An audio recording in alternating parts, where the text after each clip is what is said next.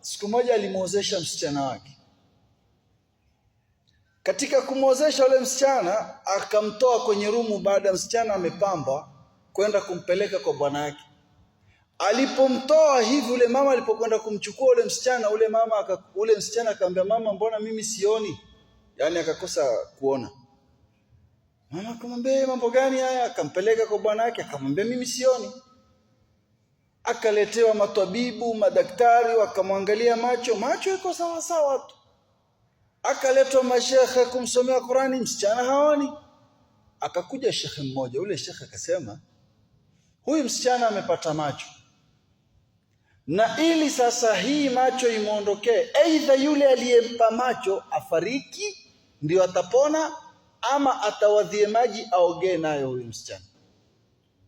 Kwa hivyo mama akawapa watu wote maji pale mjini, pale town, pale nyumbani, tawadhini tafadhalini msichana wangu apone. Wakatawadhi maji, msichana bado hajaona. Wakakaa kwa muda, mara siku hiyo asubuhi msichana akiinuka, akifungua macho huona. Ala, macho mama, macho amerudi.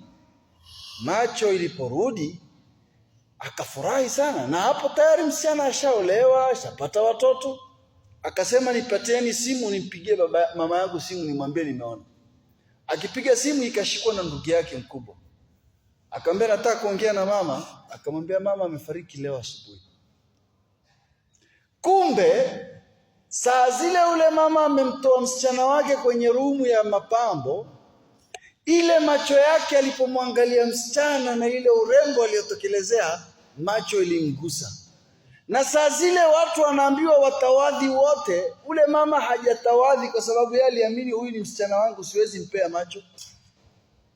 Ndio Rasul sallallahu alaihi wasallam asema, hakika jicho ni ukweli. Hata mzazi wako anaweza kukuangalia kwa jicho la kukutamani na kumbe ikakuathiri. Kumbe ule mama alimwangalia msichana wake na ikawa amempata na jicho maskini.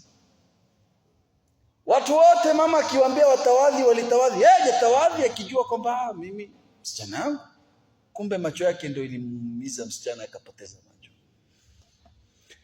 Kwa hivyo unapoingia nyumbani kwako, ile mahali umetoka, ile mishe zako za kimaisha, umeshikana huyu, umeshikana na yule, umesalamiana na yule, umesalamiana na yule, zile harakati zako, umetembea huku, umechoka, ukiingia nyumbani, sali raka mbili.